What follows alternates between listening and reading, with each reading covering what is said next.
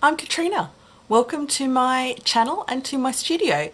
Today I'm just going to do a really quick little introduction on how to read the information that's found on watercolor paint tubes. Now,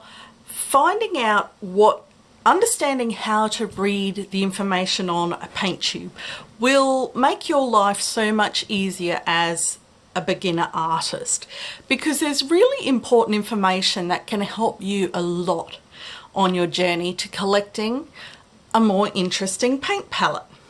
So I have a selection of some different brands in both tubes and pans to show you some of the sort of information that is available or how it will be displayed. So let's start with this one. This one is a tube of, let focus, so that's Nickel Quin Gold by M. Graham. So this is an American company.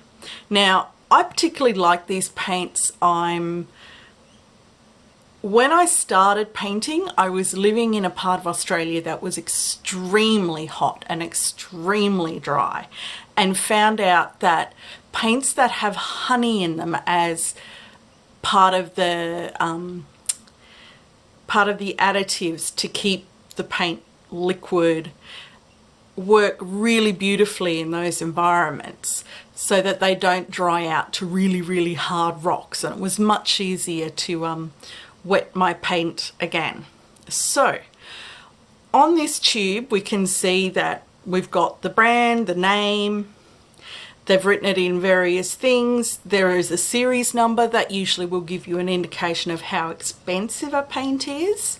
Now in this particular case they have a warning because there are components to this that may be toxic in certain circumstances and could require specialist handling. So if you're concerned about them, you should actually go to the website and understand what these warnings are about.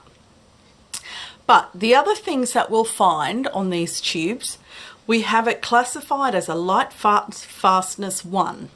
Now the light fastness is supposedly how well that pigment stands up to being exposed to light.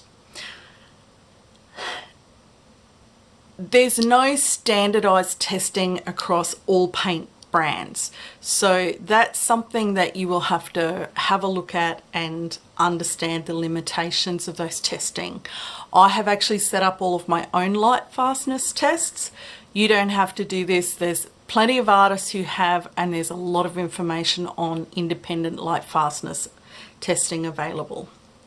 The next, they've got a pigment. Now they actually explain, they give the pigment name in this case, which is a quinacridone orange and nickel azo complex. So this is a synthetic pigment. Now one of the most important things, these are PO48 and PY150. So in this particular paint there are two different pigments. PO is a pigment orange and PY is a pigment yellow. So there's an orange and a yellow pigment. Now it also states that the vehicle is gum arabic, so it's been suspended in gum arabic. So we know exactly what's in this tube. So this is another brand. This is Art Spectrum. So this one is called Rose Madder Permanent Hue. Now the reason why it's got hue is that it's not actually made with the rose madder pigment. So if we turn this over the back, so it's got pigments PV19. So the pigment that is used to create this particular paint is PV19. The ASTM light fastness rating is a 1, which is the highest it should be, and it says its permanence is a 4-star. Now that's all the information that's really available on this one, but it gives you a pretty good idea of the important stuff that you need to know about. So Schminke, so again Prussian blue. Now they have things organized slightly differently. So this number 1 is the series number. 492 will be the number in the catalogue. So it's given it a 4-star light fastness rating. Now this is interesting because in my light fastness test, this pigment is not particularly light fast. Now these other little diagrams here, this little square with a diagonal, so it's half dark, half light. This indicates its opacity. So if this square was just an outline of a square, it would be a transparent. And if it was a full, it would be opaque. And somewhere in between is, yeah, somewhere in between. Now the little triangle will be staining. So this will be a staining colour. So, Daniel Smith, again, we've got the name, we've got our warnings, it tells us exactly what the pigment is, gives us the pigment number, the PG50, it tells us what our vehicle is, and that it conforms to a light fastness standard. But it doesn't actually give us a light fastness rating. Oh, yes, it does. Here we go. But I look for them sometimes. So we've got a Series 2, Light Fastness 2. No, Series 2, Light Fastness 1. So this should be a light fast pigment. And Series 2 just means that it's in its second tier price category. Now, here I have a couple of pans. So we'll often find the same information written on pans. Now when I get my pans, I always keep my wrappers and I will pull, ooh, that's very, very yucky, hard to read.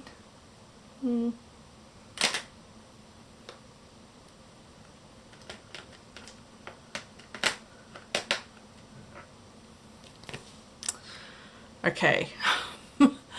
It'll be difficult to read, but anyway.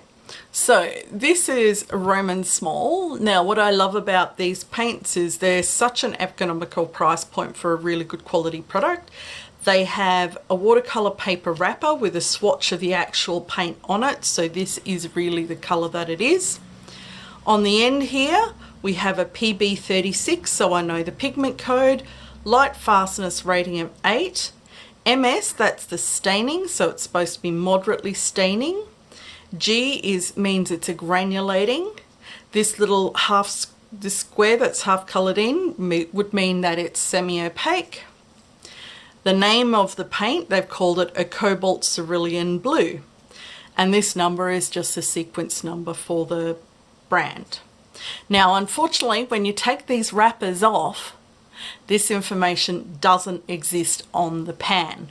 Now, because of the sort of person I am, as I unwrap all of my pans, I tend to write down this information on on the pans, so that as I move them around my palette, I always know exactly what my paint is. And finally, in this little selection, I have, this is a full pan of White Nights. So again, we've got the name on the top, which is cerulean blue, and it says that it's a watercolor, gives its volume, and then it has some very, very small writing. And it says PB35, so we have our pigment code. 3 stars, which is its maximum light fastness rating. Can we see any of that? It's probably just way too small to focus on. Anyway, there's a little half square. They've got their line going straight down the middle of their square. An open triangle, meaning that it should be non-staining, and G for granulating. So we can learn an awful lot from the wrappers of our pans. And I actually keep all of my wrappers in case I need to refer back to them, so that that information is still available to me even after I've swatched and moved everything around, because I never trust myself not to make a transcription error, and I never know when there might be some information on the wrapper that I haven't transcribed somewhere that I actually want. So I keep them all. So I hope that this was of some use. If you have any questions about understanding what the information is on your paint tubes or on your little pans, feel free to send me a question and I'll see if I can help you discover the answer. Bye.